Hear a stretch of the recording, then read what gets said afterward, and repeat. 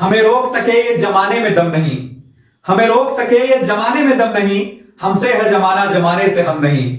राधे राधे दोस्तों, स्वागत है एक बार फिर से आपका हमारे YouTube चैनल प्रयास से एक संकल्प में। आज हम लेकर आए हैं क्लास 10th के हिस्ट्री का बहुत ही इंपॉर्टेंट चैप्टर भारत में राष्ट्रवाद, जो ही बहुत ही इंपॉर्टेंट चैप्टर है आपके एग्जाम पॉइंट ऑफ व्यू से, और इससे कई सारे क्वेश्चंस पूछे जाते हैं। तो चलिए आज हम देखेंगे चैप्टर 2 का भारत में राष्ट्रवाद का कुछ ऑब्जेक्टिव क्वेश्चन। तो जुड़ जाइए हमारे साथ, और अगर आपको इसका आंसर आता हो तो आप कमेंट करके जरूर बताएंगे। चलिए, पहला क्वेश्चन है कि दांडी यात्रा कब प्रारंभ हुई। तो दोस्तों आप लोगों को पता है कि दांडी यात्रा जो है, दांडी मार्च बहुत ही इंपॉर्टेंट है इंडियन हिस्ट्री में, और इंडिया का जो फ्रीडम फाइट है, ठीक है, स्वतंत्रता संग्राम है, उसमें एक बहुत ही इंपॉर्टेंट रोल रहा महात्मा गांधी जी का। और उन्होंने ये जो दांडी यात्रा थी वो 12 मार्च 1930 को शुरू की थी। याद रखेंगे, 12 मार्च 1930 को शुरू हुआ था, और 24 अप्रैल 1930 को जब साबरमती आश्रम से निकलकर गांधी जी गुजरात के दांडी गांव पहुंचे थे, और वहां पर उन्होंने नमक खुद से बनाया था, तो नमक कानून को तोड़ा। इसी के साथ देश में जो सिविल डिसोबीडियंस मूवमेंट था, सविनय अवज्ञा आंदोलन था, उसकी शुरुआत हुई थी। तो बहुत ही इंपॉर्टेंट क्वेश्चन है ये। इसके साथ अगला क्वेश्चन हम चलते हैं कि सीमांत गांधी किसे कहते हैं। इंग्लिश में हम फ्रंटियर गांधी भी किसको कहा जाता है, सीमांत गांधी किसे कहा जाता है। तो याद रखेंगे कि सीमांत गांधी के नाम से जो फेमस है वो है खान अब्दुल गफ्फार खान। बहुत ही इंपॉर्टेंट है, खान अब्दुल गफ्फार खान। कई बार आपके एग्जाम्स में पूछा जा चुका है इसे, कॉम्पिटिटिव एग्जाम में भी ये बहुत इंपॉर्टेंट क्वेश्चन रहता है कि सीमांत गांधी, फ्रंटियर गांधी किसे कहते हैं। चलते हैं अपने अगला क्वेश्चन की ओर कि रंपा विद्रोह कब हुआ था। तो दोस्तों याद रखेंगे कि जो रंपा विद्रोह था वो आपका जो हुआ था वो 1916 में हुआ था। बहुत ही इंपॉर्टेंट छोटा सा आपका ये विद्रोह था जो 1916 में हुआ था। चलते हैं अपने नेक्स्ट क्वेश्चन की ओर कि पूर्ण स्वराज्य की मांग कब और किस अधिवेशन में पारित हुई थी। तो याद रखिएगा कि पूर्ण स्वराज का जो मांग किया था पहली बार, वो पंडित जवाहरलाल नेहरू जो भारत के प्रथम प्रधानमंत्री भी थे, उन्होंने ही किया था 1929 में। 1929 में लाहौर अधिवेशन में पहली बार पूर्ण स्वराज की मांग की गई थी। पूर्ण स्वराज की मांग लाहौर अधिवेशन में सबसे पहली बार हुई थी 1929 में। चलिए, इसके बाद हम नेक्स्ट क्वेश्चन करेंगे कि हिंद स्वराज के लेखक, बहुत ही इंपॉर्टेंट पुस्तक है हमारी हिंद स्वराज, और ये पुस्तक के विचारों के द्वारा ही गांधी जी ने असहयोग आंदोलन का शुरुआत किया था। हिंद स्वराज के लेखक जो हैं वो महात्मा गांधी हैं। बहुत ही इंपॉर्टेंट क्वेश्चन है, ये बुक आप याद रखिएगा। इसके अलावा भी जो गांधी जी के बुक्स है उन्हें आप जरूर एक बार देख लीजिएगा। तो महात्मा गांधी के द्वारा लिखित पुस्तक जो हिंद स्वराज है, ठीक है, वो एक इंपॉर्टेंट बुक था। नेक्स्ट हमारा क्वेश्चन है कि फॉरवर्ड ब्लॉक के संस्थापक कौन थे। तो याद रखेंगे जो फॉरवर्ड ब्लॉक था, इसका स्थापना हमारे क्रांतिकारी नेता सुभाष चंद्र बोस ने किया था। इसके अलावा आप देख लेंगे सुभाष चंद्र बोस जी के नारे के बारे में भी आप जान लेंगे, चाहे वो करो या मरो का नारा हो, माफ करेंगे, करो या मरो का नारा महात्मा गांधी ने दिया था। सुभाष चंद्र बोस का जो नारा था, दिल्ली चलो, तुम मुझे खून दो मैं तुम्हें आजादी दूंगा, ये नारा इनका था। इसके अलावा जो इन्होंने इंडियन नेशनल आर्मी की स्थापना की थी वो भी आप देख लेंगे। इन्होंने किस कांग्रेस के अधिवेशन का अध्यक्षता किया था वो भी आप देख लेंगे। नेक्स्ट क्वेश्चन है कि गांधी जी ने किस गोलमेज सम्मेलन में हिस्सा लिया था। तो याद रखेंगे जो जिस समय भारत में सिविल डिसोबीडियंस मूवमेंट हो रहा था, यानी कि जिस समय भारत में हमारा सविनय अवज्ञा आंदोलन चल रहा था, उसी समय गोलमेज सम्मेलन के लिए भारतीय नेताओं को लंदन बुलाया जा रहा था। तो पहले गोलमेज सम्मेलन में तो गांधी जी ने हिस्सा नहीं लिया था, लेकिन दूसरे गोलमेज सम्मेलन में गांधी जी पहुंचे थे, द्वितीय गोलमेज सम्मेलन में। इससे पहले गांधी और लॉर्ड इरविन के बीच में एक समझौता हुआ था, जिसे हम गांधी इरविन समझौता भी कहते हैं। आप याद रखिएगा। तो दूसरे गोलमेज सम्मेलन का हिस्सा हुए थे कौन, महात्मा गांधी। हमारा अगला जो क्वेश्चन है कि एक जो भीषण नरसंहार हुआ था भारत में, जलियांवाला बाग हत्याकांड, ये कब हुआ था।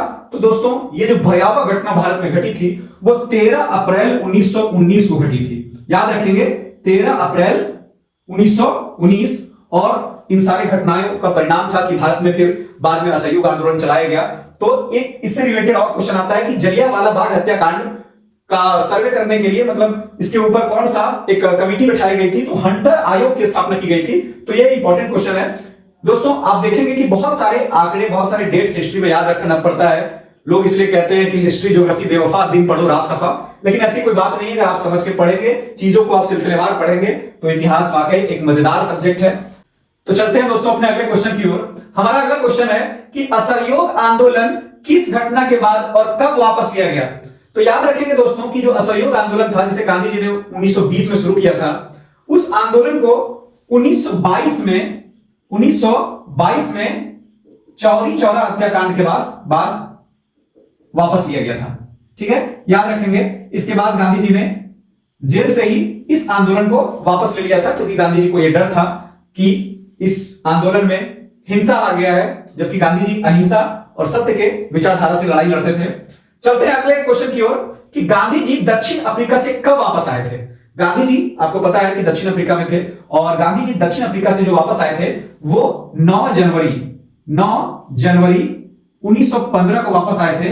आज भी इस दिन हम लोग नॉन रिलायबल इंडियन डे, अप्रवासी भारतीय दिवस मनाते हैं। याद रखिएगा इस बात को। दोस्तों, अगर हमारा वीडियो आपको पसंद आता है तो इस वीडियो को ज्यादा से ज्यादा आप लाइक करते रहें और शेयर और सब्सक्राइब करें हमारे चैनल को, ताकि हमारे आने वाले वीडियो तो पहुंचे ही और हम लोगों को हिम्मत मिल सके, ताकि हम नए नए वीडियो आपके समक्ष लेकर आ सके।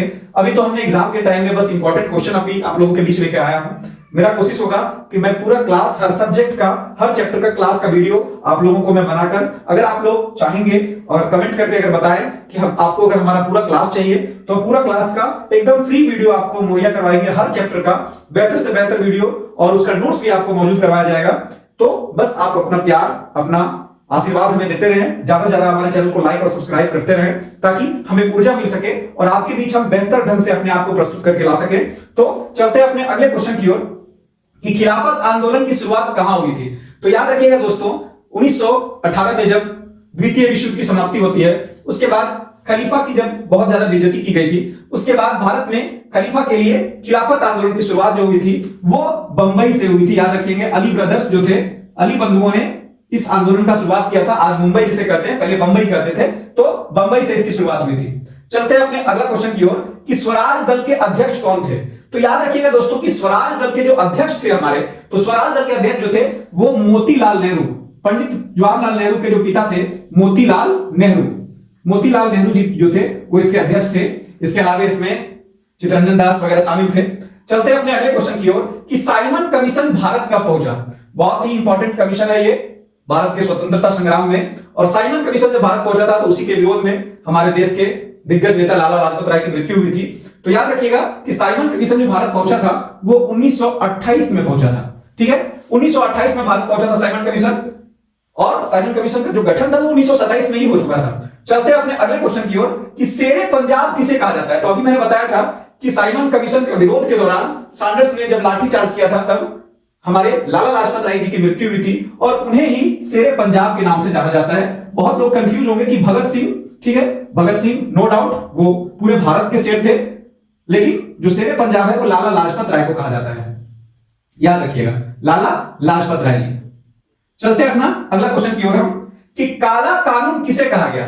तो दोस्तों याद है आप लोगों को कि 1918 में जब द्वितीय विश्व युद्ध की समाप्ति हुई, जब भारत स्वशासन का इंतजार कर रहा था, तब भारतीयों को एक काला कानून जिसे रॉलेट एक्ट का नाम दिया गया, रॉलेट एक्ट जिसे काला कानून कहा गया, वो कानून भारतीयों को दे दिया गया, जिसमें बिना वकील, बिना अपील, बिना दलील किसी को भी, किसी भी क्रांतिकारी को सिर्फ शक के आधार पर 2 वर्षों के लिए आप जेल में डाल दे सकते थे।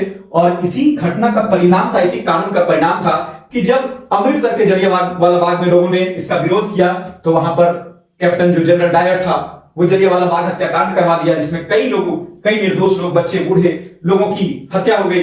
तो दोस्तों आप याद रखेंगे कि काला कानून रॉलेट एक्ट को कहा जाता है। तो दोस्तों ये थे हमारे आज के कुछ इंपॉर्टेंट क्वेश्चन चैप्टर 2 के। इसके अलावा भी आप लोग इस चैप्टर से सब्जेक्टिव क्वेश्चन के लिए जलियांवाला बाग हत्याकांड देख लेंगे, रॉलेट एक्ट पर आप टिप्पणी करना सीख लेंगे, असहयोग आंदोलन के कारणों के बारे में आप जान लीजिएगा, असहयोग आंदोलन को क्यों वापस लिया गया, नमक सत्याग्रह का क्या प्रभाव पड़ा, शहरों में उसका क्या प्रभाव पड़ा, गांव में क्या प्रभाव पड़ा, आम जनजीवन में, बगान में काम करने वाले लोगों के ऊपर क्या असर पड़ा। इसके अलावा आप स्वदेशी मूवमेंट देख लेंगे, स्वदेशी आंदोलन देख लेंगे। याद रखेंगे कि बंगाल विभाजन के बाद स्वदेशी आंदोलन की शुरुआत हुई थी भारत में, जिनमें हमारे बाल गंगाधर तिलक, लाला लाजपत राय, बिपिन चंद्र पाल, ये सारे लोगों ने अहम योगदान निभाया था।